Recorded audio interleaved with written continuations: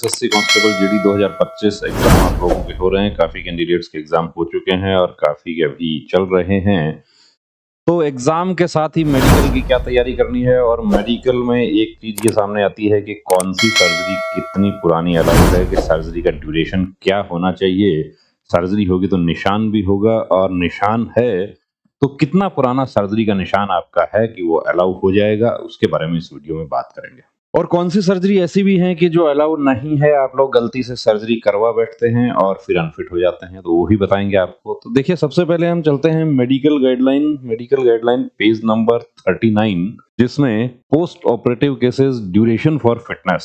Post operative cases सबसे पहले यहाँ पर है बॉडी सरफेस स्वेलिंग की कोई सिस्ट वगैरह आपको जो होता है, जो नॉर्मल फैट क्लोटिंग है, उसका कोई ट्रीटमेंट की जरूरत नहीं है। लेकिन बॉडी में कोई सिस्ट हो गया इस तरीके का है, या डीएनएस है, टॉन्सिल है, या नेजल पॉलिक्टोमी, इनका जो है वो 1 मंथ ड्यूरेशन अलाउ है, वो भी आपको दिखाएंगे। तो यहाँ पर देखिए, ये जो अलाउ है, अब डीएनएस क्या है, ये नॉर्मल नेजल है, और ये डेविएशन है। ये डेविएशन, माइल्ड डेविएशन जो है वो फिट है, लेकिन पिछली भर्ती में देखा गया कि माइल्ड जो था उसमें भी कैंडिडेट्स को बाहर किया गया। तो आपको है प्रॉब्लम है तो सर्जरी आपको करवा लेना चाहिए। सर्जरी आप करवा लेते हैं, मेडिकल पेपर्स आपके पास है, 30 दिन पुराना पेपर है, कोई प्रॉब्लम नहीं है। अब सर्जरी को आपको 30 दिन नहीं हुए हैं और आपने पेपर्स प्रोड्यूस कर दिए, उस स्थिति में भी आप अनफिट हो जाते हैं। तो इसी तरीके से देखिए कि प्राइवेट पार्ट से रिलेटेड हाइड्रोसिल का एक इशू आता है। हाइड्रोसिल, अब साधारण बोलचाल में क्या होता है कि कई जगह देखा गया है कि टेस्टिस को ही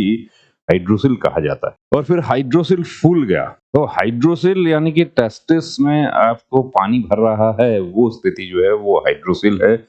सर्जरी कितना पुराना अलाउ है? 3 मंथ्स पुराना अलाउ है। सर्जरी आपका हो गया, आप पेपर्स प्रोड्यूस करते हैं, 3 महीना हो चुका है आपका मेडिकल तक, आप फिट हो जाएंगे।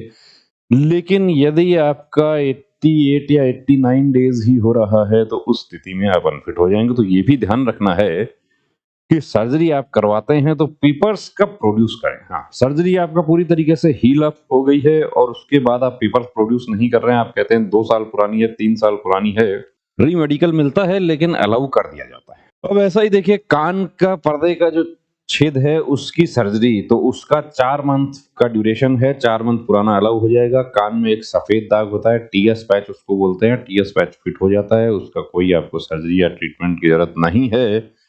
कान में यदि रप्चर्ड है तो रप्चर्ड है, उस स्थिति में आपको जरूरत है। ऐसा ही एक टेस्टिस से रिलेटेड प्रॉब्लम है, वेरिकोसिल। तो वेरिकोसिल का 6 मंथ पुराना है, हार्निया का 6 मंथ पुराना है, और हेमोरॉइड पाइल्स की यदि हम बात करें उसका भी 6 मंथ पुराना। अब 6 मंथ तो आपके पास में अभी से देखा जाए तो नहीं है, लेकिन लेजर ट्रीटमेंट ऐसा है कि महीना भी नहीं, 15 दिन बाद भी वो ठीक हो जाता है। पिछली बार कुछ कैंडिडेट्स ऐसे थे कि जो इंतजार कर रहे थे कि मैं फिजिकल हो जाएगा उसके बाद में ट्रीटमेंट करवा लूंगा, लेकिन फिजिकल और मेडिकल एक साथ हो गया तो वो लोग अनफिट हो गए।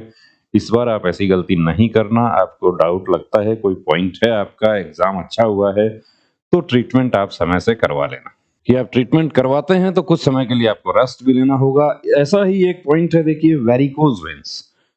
कि वेरिकोज वेन्स के बारे में मेडिकल गाइडलाइन ये कहती है कि किसी भी तरीके का ट्रीटमेंट उसका अलाउ नहीं है। अब वेरिकोज वेन के 3 तरीके के ट्रीटमेंट है मुख्य रूप से। एक तो है सर्जरी, आपने करवा लिया, अनफिट हैं आप, निश्चित रूप से अनफिट है, क्योंकि निशान जो बने रहेंगे और मेडिकल अफसर ने पकड़ लिया कि वेरिकोज वेन का सर्जरी हुआ है, अनफिट कर दिया जाएगा।